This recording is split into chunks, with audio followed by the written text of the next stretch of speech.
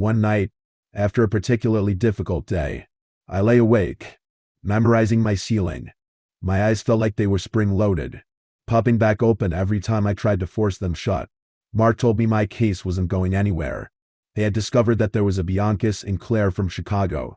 She had gone missing 3 years ago. Never found, and there were no leads. Another dead end.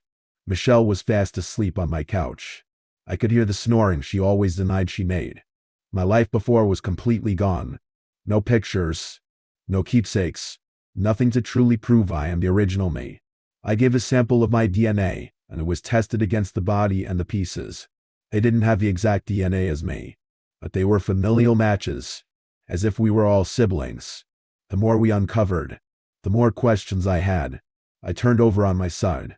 Restless and exhausted, I looked out my window to night beyond, and I screamed. The sound erupted from me as pure, unadulterated fear and panic. I sat bolt upright but could not make myself move from the bed. I was paralyzed with the fear I thought I had left in the dark place. A few moments later, Michelle burst into my room, a kitchen knife in her right hand. She looked wildly around. "WHAT?" she yelled, barely audible over my continued cries. I pointed at the window where he had stood, watching me, just like he did in the hospital. Michelle ran to the window, looked left, right, up, and down. "Nothing is there." "Liz." "What? Nothing is there? What happened?" I stopped yelling. Hard, painful gasps ripped through me as I attempted to speak. I am. It was that doctor. He was watching me, and I pointed at the window again. With all the accusation I could muster, Michelle sat down next to me. "Shay, you're okay. That doctor is dead. Remember?" She laid her hand on my shoulder. The weight of it was soothing. She was looking away, toward the window, took a deep, steadying breath, and then looked straight into my eyes. "You must have imagined it, or dreamed it. There is no one there. I wasn't asleep. He was there. Where's my phone? I have to call Mark." I insisted, sitting up and reaching to my nightstand for my phone. Michelle reached it before I did, held it close to her chest, and made a hold-on kind of gesture. "Don't call Mark," she said quickly, then added, more calmly, "Not right now. You know the doctor is dead. You ran right past his body, right? Mark even showed you the picture of his body. He can't have been at your window." She was right. Logic was breaking through the fight or flight. And, of course, she was right. He was dead. His body was a mangled heap. But that little voice chimed in. "There's more than one of you. There could be more than one doctor." Sleep was foregone conclusion at this point. Michelle seemed agitated. She had always been so solid and reassuring. I reminded myself that I did just wake her in the middle of the night with a not-so-gentle panicked screaming alarm. But she didn't leave me alone. She urged me to come into living room, watch some TV, maybe eat some junk food, and we could both calm our nerves. She grabbed a bag of chips, a couple sodas, and plopped down on one end of the couch. She still had my phone. She had placed it in the pocket of her pajama pants. She was already on edge, so I didn't ask for it right away. By the end of the 30th episode of Friends, we were both able to laugh, if only weakly, at the show, and I casually asked for my phone back. She eyed me suspiciously for a moment. I put my hands up and assured her, "I won't call Mark tonight. Promise." She huffed but pulled my phone from her pocket and handed it over. "I won't call, but I never said I won't text." I thought. She refocused on the show, and I positioned myself on the couch where my phone was not visible to her, pretending to play a game. I texted, "Hey Mark, sorry to bother you so late. It may be nothing, but I could have sworn the doctor was just standing on the balcony outside my bedroom window. Michelle thinks I hallucinated it, but I am almost certain it was real." I waited for his reply. He was working nights this week and usually replies quickly. 10 minutes passed. Nothing. 15. 30. After an hour, I excused myself to the bathroom and tried calling. No answer. I called his direct line at the station. Voicemail. He had always answered. Always. I took deep breaths, swatting away the worst-case scenario thoughts. He is just busy. He's a cop. This doesn't mean something is wrong. A soft knock at the door. "Liz." You good? I prick lead at this. I am in the bathroom. I'm fine. She could give me 5 minutes alone. I looked again at my silent phone. I'm fine, I said, irritably. The next day, I went down to the station, still having received no response from Mark. I told Michelle I was running to the store. When I arrived, the whole place was bustling with action. It took a few minutes for anyone to register that I was there. Another officer, one that frequently worked with Mark, spotted me and marched over. Ms. LaFleur, he started. His tone made my stomach drop. Officer Kesher, he's in the hospital. He was shot last night. What? No, is he all right? I was reeling. Is this my fault? It could be a coincidence the same night I see that man that Mark gets shot. He went out on a domestic call, and when he was getting into his car to come back, someone shot him. He is in critical condition. That's all we know. He was in surgery for hours. He told me. What hospital? Can I go see him? I asked. He shook his head. Not right now. We have to keep this quiet for now, at least until we have more information. We haven't even called his family yet. I will call you with updates. I'm sorry. Ma'am. He hung his head. Defeated, I drove home in a stupor. I should have called him immediately. If I had called him. I walked through my door to find Michelle sitting on my couch, waiting for me. I felt a sudden rush of anger at her. WHY? I yelled at her. She jumped, alarmed at my outburst. Why didn't you let me call him? Why Michelle? I was sobbing now.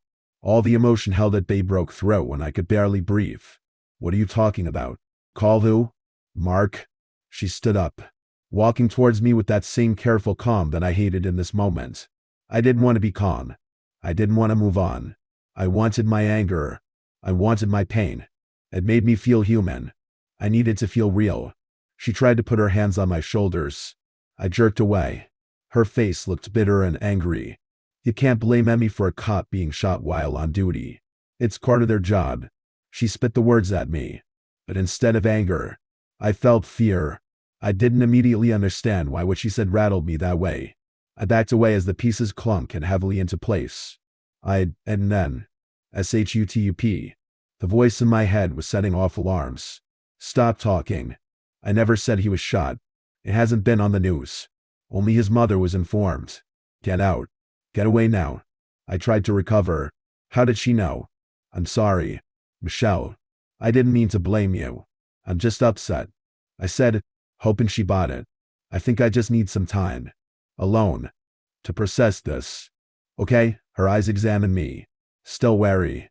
Her voice was incredibly level as she replied. I understand. Sweetie. I'll be at my place if you need anything at all. All right? She gave me an awkward hug and walked out. My heart was hammering in my chest so badly it was painful. If she knows about Mark, what else does she know? Is she really Michelle? If not, then who? And the question I could not escape.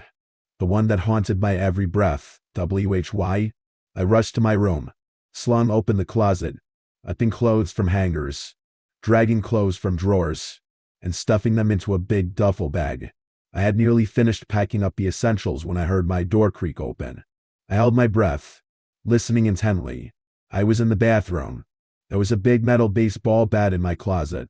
It was maybe 20 feet from me. I darted out of the bathroom, across my carpeted bedroom floor and into the closet just in time to see a shadow pass by the crack under my bedroom door. I gripped the bat tightly, positioned and poised to swing away. Then I heard Michelle's voice call out. Hey Liz. I forgot my purse. I was just grabbing it. Don't freak out. I'm gonna head back to my apartment. Love you. I didn't say a word. I waited for the sound of the door again. I kept the bat in hand as I grabbed my duffel bag and keys. Ready to leave. I didn't know where I was going to go, but anywhere had to be safer than here. I opened my bedroom door and dropped my keys. I bent down to grab them when a foot connected with my chin. I tasted blood and fell backwards. Michelle was standing over me, a needle in her hand. Stay still. You couldn't just leave it alone. Just live your life. MOVON?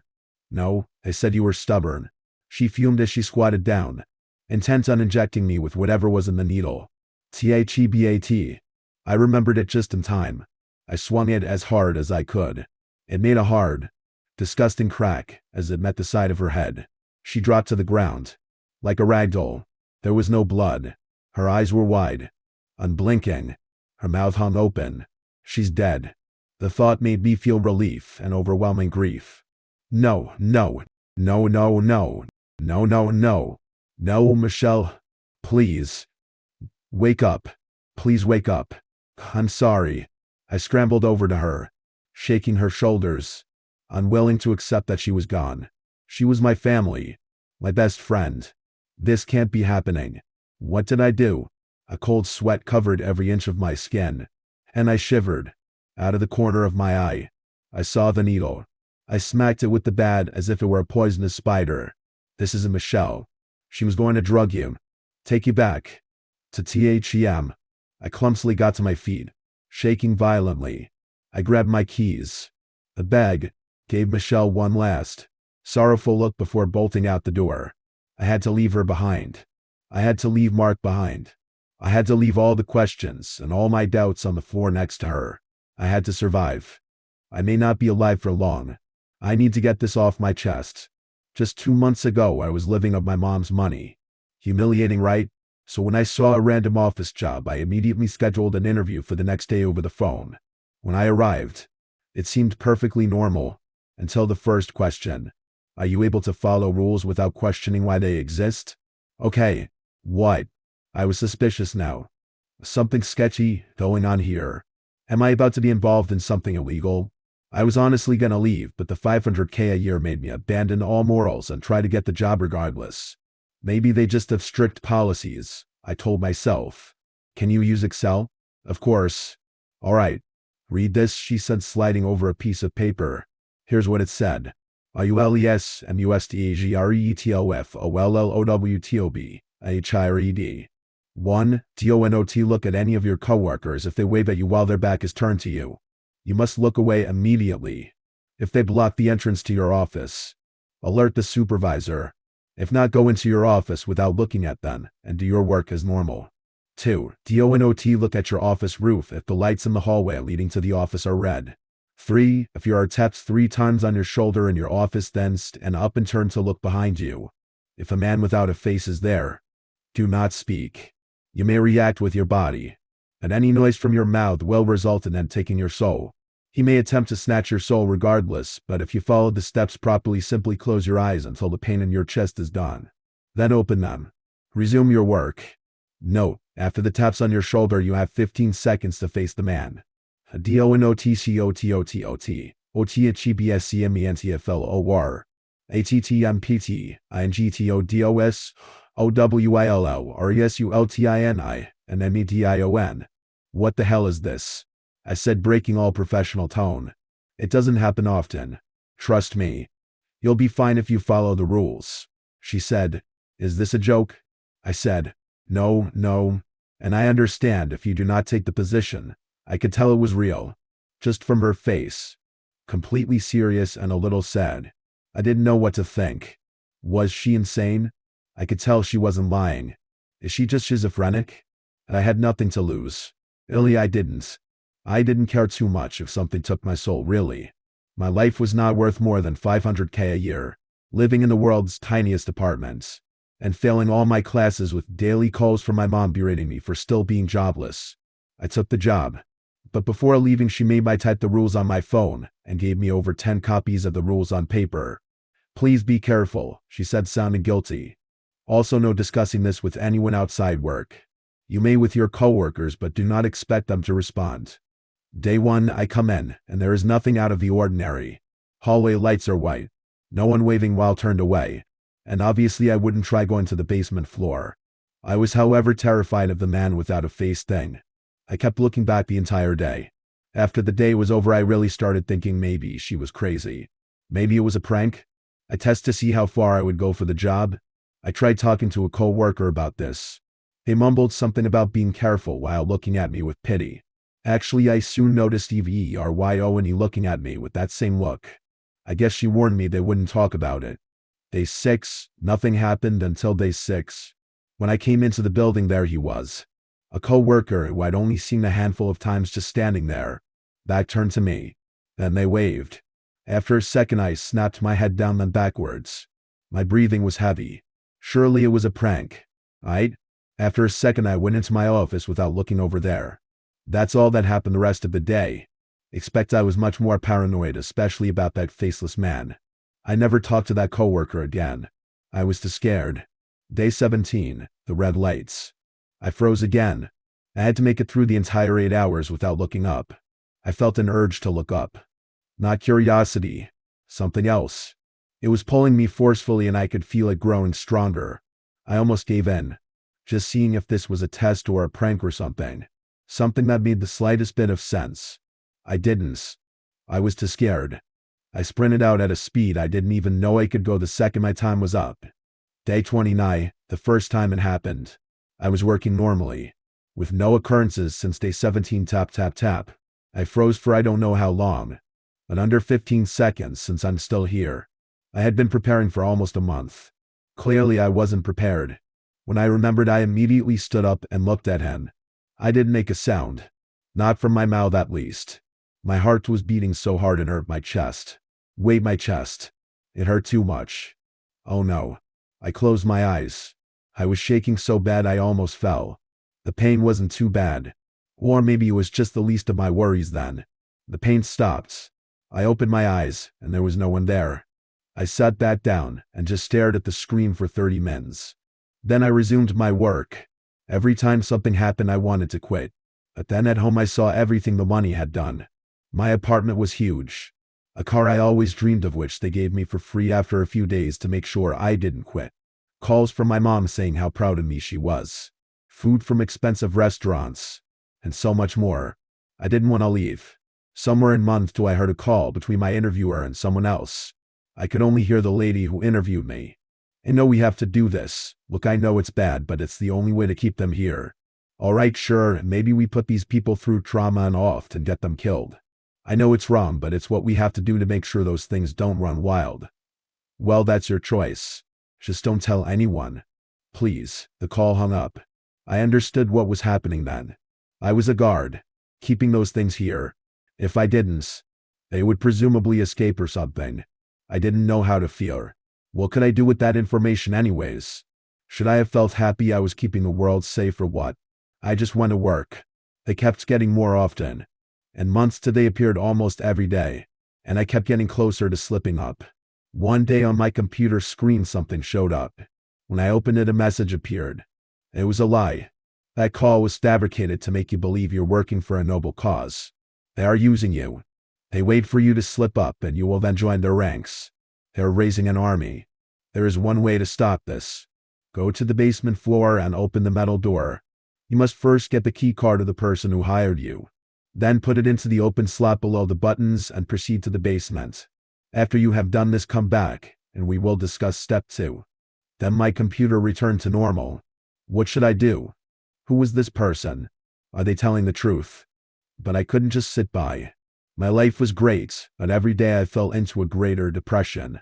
I was not sure of why I was doing this. Why I was risking my life for something I wasn't even enjoying due to everything I went through. I buried those thoughts and told myself I was happy and that I didn't care if something happened. Just as I told you. I thought and thought. It didn't make sense. How would working there keep those things there? And why didn't they want me in the basement? I knew that I was right. I knew what I had to do. After 3 days of planning, I finally snuck into her office room and found her keycard. I walked out after making sure no one was there. She would know soon enough. I needed to go. I found an empty elevator and put the card in the slot. A beep. Then I clicked it with my hands shaking. I made it down there. And I saw the door. TONOTOP and written across it. Another rule. I yanked the door open. Nothing inside. All right, now I needed to wait for that message on my computer saying what I need to do next. I returned up quickly and put the keycard back. Before she got back from her break. I had time now. I went back, but nothing on my computer. Maybe tomorrow, I thought. In the middle of the night when I was sleeping there was a massive boom. Everything shook. Everyone was awake. I went outside. The area where the job building once stood. Destroyed by a massive explosion. 80 deaths. No one was found inside, however. It's been 2 days since that. There has barely been time for the news to document this, as now 400 people in my town have died, all in gruesome ways. But their chest is always intact, and always has 3 claw marks on it, big ones covering most of it. Today my newspaper was blank, except for one thing. THANKS was written across it with blood followed by 3 claw marks. I don't know how to explain this. I just need someone to tell me that I am not crazy. It started last Wednesday. Mom made spaghetti for dinner, and everything was normal. She laughed at my dad's terrible jokes, made me set the table, scolded my little brother for playing with his food. Just a normal night. Then, around midnight, I heard a noise. At first, I thought it was the wind, or maybe our cat knocking something over. But when I got up to check, I saw Mom standing in the hallway. She was facing the wall, completely still. A deep, animalistic instinct crawled up inside me. Something was wrong. I could feel it in the back of my throat, thick and sour, like I'd swallowed a mouthful of spoiled milk.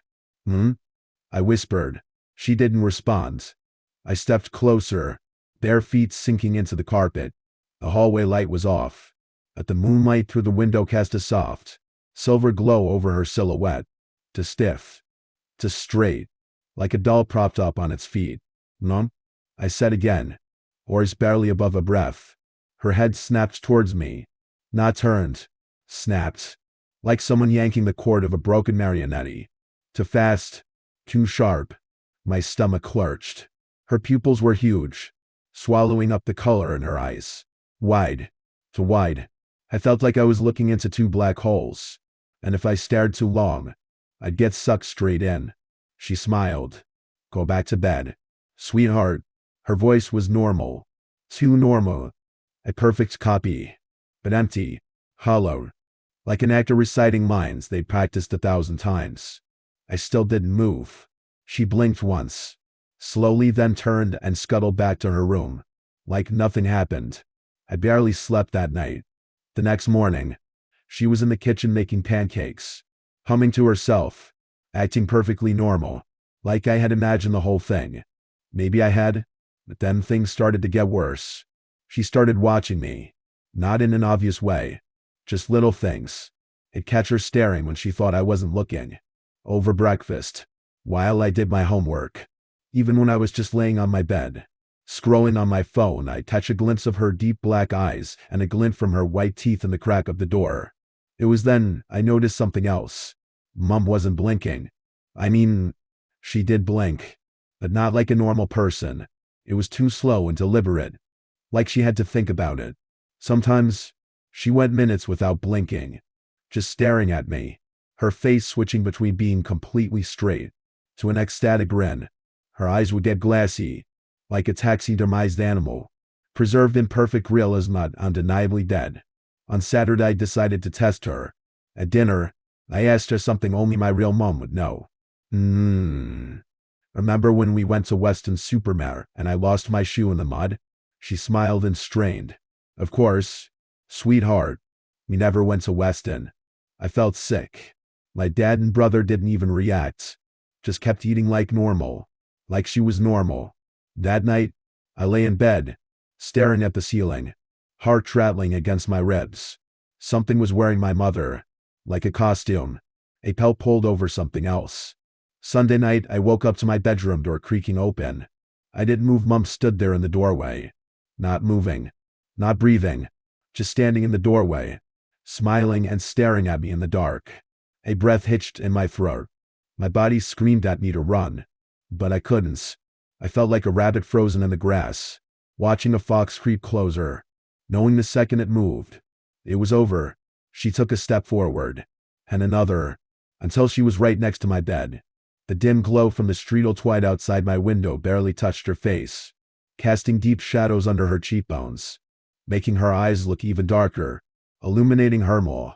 She leaned down, slow, slow, slow until her face was level with mine. I felt her breath on my skin, cold, wrong, like standing in front of an open fridge. "Are you scared of me, sweetheart?" Her voice was so soft, almost sad. I squeezed my eyes shut. My heart hammered against my ribs, so loud she could probably hear it. I don't know how long she stood over me. Seconds, minutes, hours. And she whispered, her voice catching on her throat, "You should be." I don't remember what happened next. At some point, I must have passed out. When I woke up, she was gone. Everything seemed normal the next morning. Mom made me toast, packed my lunch, and kissed my forehead before school. Like nothing happened.